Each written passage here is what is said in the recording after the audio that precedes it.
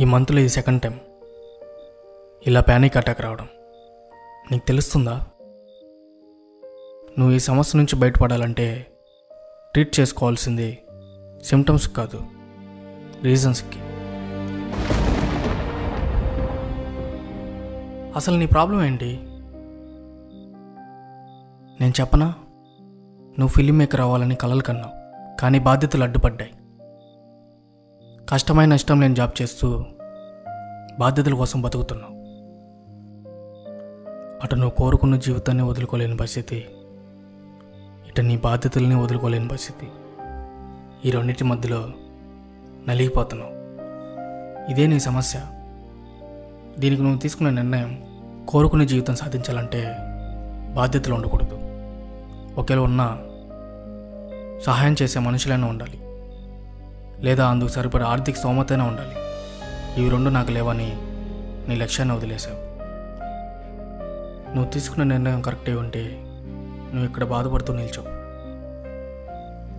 ఒకటి మాత్రం చెప్పగలను, ఇప్పుడు నువ్వు వెళ్ళే దారి మాత్రం కరెక్ట్ కాదు. నువ్వు కోరుకునే జీవితాన్ని వదులుకోవాల్సినంత అవసరం ఏముంది? బాధ్యతలు ఉన్నాయి, కరెక్టే, వాటిని వదులుకోలేవు. అలాగే నువ్వు కోరుకునే జీవితాన్ని కూడా వదులుకోలేవు.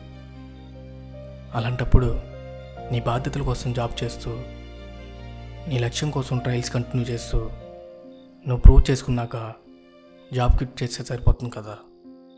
ఇదే నీ సమస్యకి పరిష్కారం. ఇవన్నీ ప్రతి ఒక్కరి జీవితంలో ఉండేవే విజయ్. నువ్వేం కోల్పోతున్నావో నీకు తెలియడం లేదు. అందరికీ అన్నీ ఉండవు, బాధ్యతలు ఎవరికి ఉండవు చెప్పు. వాళ్ళందరూ నీలా వాటి వెనక ఉండిపోవట్లేదు. ఎంతోమంది ఒక పక్క వాళ్ళ బాధ్యతల కోసం వర్క్ చేస్తూ, ఇంకో పక్క వాళ్ళ లక్ష్యం కోసం కష్టపడుతూ అనుకున్నది సాధిస్తున్నారు. నువ్వెందుకు చేయలేకపోతున్నావు? తప్పెవరి దగ్గర ఉందో నీకు తెలుస్తుందా? ఒక్క విషయం చెప్పు, 24/7 జాబే చేస్తున్నావా? ఇంకేం చేయట్లేదా? ఎంతో టైం వేస్ట్ చేస్తున్నావు. ఆ టైంని నీ గోల్ కోసం యూస్ చేస్తే సరిపోతుంది కదా. నీ లైఫ్లో అన్నిటికీ టైం ఉంది, కానీ నీ గోల్ విషయం దగ్గరికి వచ్చేసరికి టైం ఉండదు. అంతే కదా విజయ్? నువ్వు చేస్తున్న తప్పేంటో తెలుసా? ఈ బాధ్యతలను కారణాలుగా చూసుకుంటూ సుఖానికి సోమర్థనానికి అలవాటు అయిపోయి ముందడుగు వేయకుండా అక్కడే ఉంటూ నిన్ను నువ్వే మోసం చేసుకుంటున్నావు. నీ గోల్ రీచ్ అయితే నీ బాధ్యతలన్నీ ఆటోమేటిక్గా క్లియర్ అయిపోవా?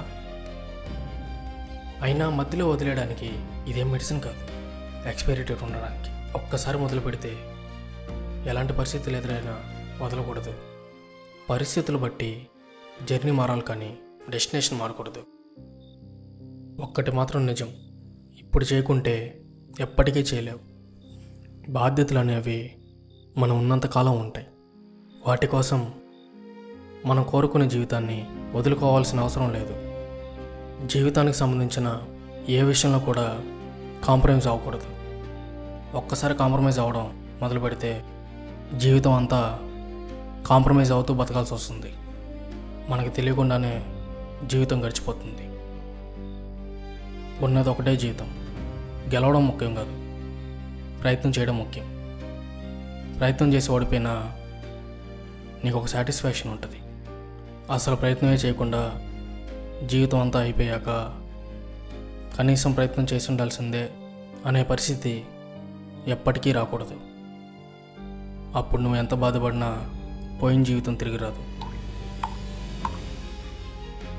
ఇలా ఆలోచిస్తూనే 4 సంవత్సరాలు గడిపేశావు. ముందు పని మొదలుపెట్టు.